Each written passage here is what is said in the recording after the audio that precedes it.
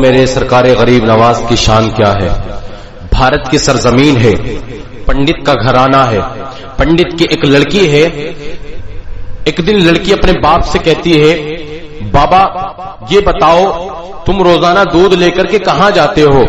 پنڈت کہنے لگا, بیٹی میں دودھ لے کر مندر جاتا ہوں اور اپنے خدا کے چرنوں میں ڈال کے آ جاتا ہوں. بیٹی کہنے لگی, بابا یہ تو بتاؤ کیا وہ دودھ پیتے ہیں؟ باپ کہنے لگا, پنڈت نے کہا, بیٹی پتھر بھی کبھی دودھ پیتے ہیں.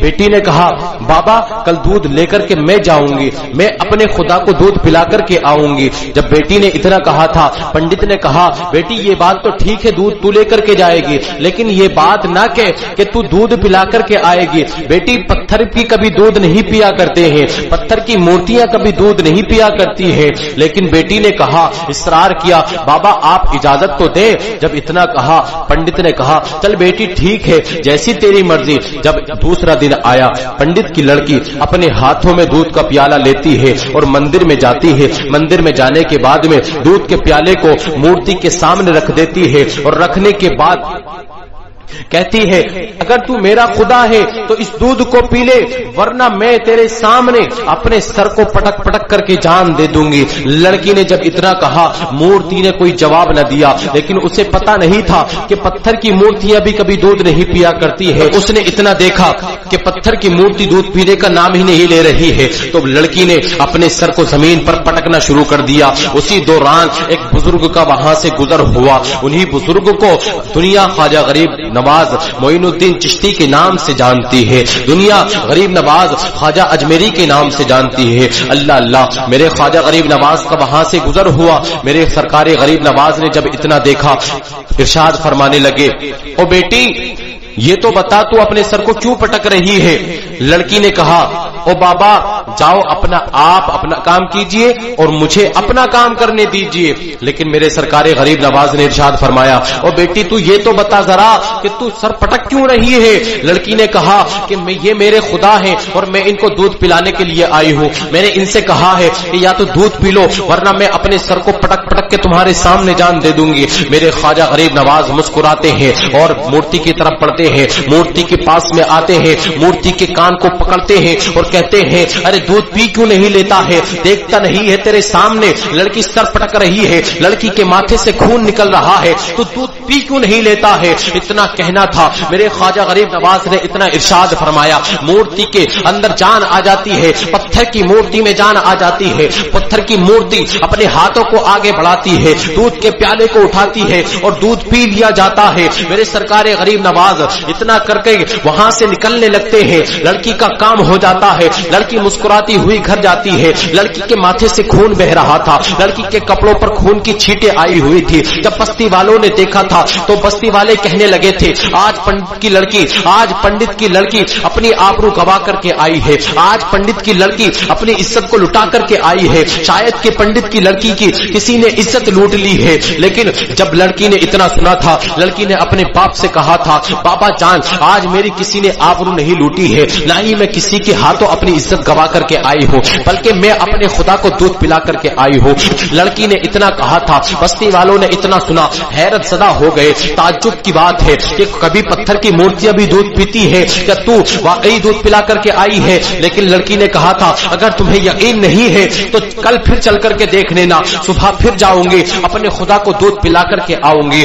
دوسرا دن آیا ہے, صبح ہوئی ہے, لڑکی کے ساتھ ساری بستی والے جمع ہو جاتے ہیں اور جمع ہونے کے بعد میں مندر کی طرف بڑھتے ہیں. جب مندر میں لڑکی کے ساتھ پہنچتے ہیں, لڑکی اپنے ہاتھوں میں دودھ لیتی ہے اور دودھ کا پیالہ لے کر کے مورتی کے سامنے رکھ دیتی ہے, اس کے چرنوں میں رکھ دیتی ہے اور کہتی ہے کہ تو اگر میرا خدا ہے تو اس دودھ کو پی لے.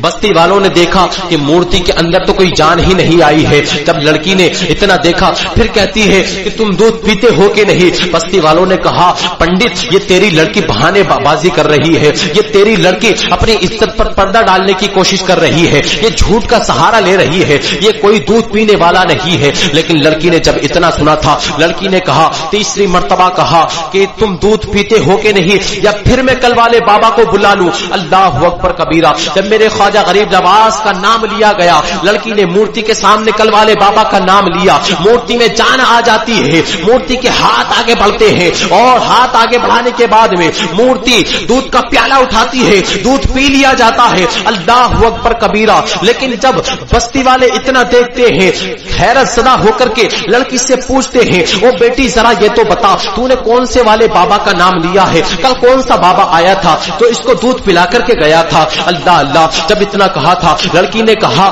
کہ میں اتنا نہیں جانتی کہ وہ کون ہے. بستی والوں نے کہا یہ تو بتا کہ وہ کہاں رہتا ہے. لڑکی نے کہا کہ میں یہ بھی نہیں جانتی کہ وہ کہاں رہتا ہے. بستی والوں نے کہا او بیٹی ذرا یہ تو بتا کہ وہ آیا کدھر سے تھا, گیا کدھر کو تھا. بیٹی نے جب اتنا سنا, لڑکی کہنے لگی وہ آیا ادھر سے تھا, گیا ادھر کو تھا. بستی والے دوڑے ہیں اسی طرف کو. میرے خواجہ غریب نواز ایک درخت کے نیچے آرام فرما رہے ہیں. سرکار غریب نواز ایک درخت کے نیچے تشریف فرما ہے.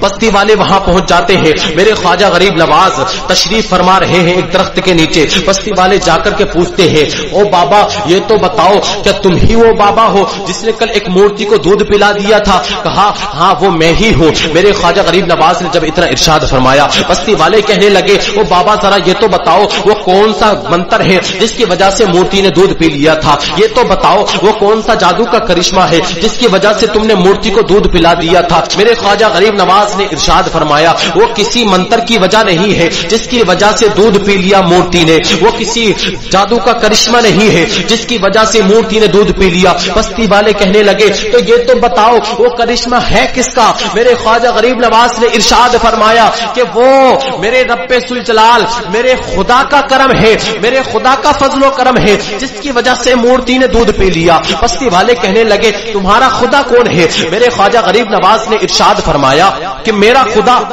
وہ ہے کہ جو زندگی بھی دیتا ہے, موت بھی دیتا ہے, رزق بھی وہی دیتا ہے, دنیا کا نظام اس کے قدرت سے چل رہا ہے. اللہ اکبر کبیرہ. جب اتنا بستی والوں نے سنا تھا, بستی والے کہنے لگے تم یہ تو بتاؤ تم کون سے مذہب سے تعلق رکھتے ہو, تمہارا رشتہ کون سے مذہب سے ہے؟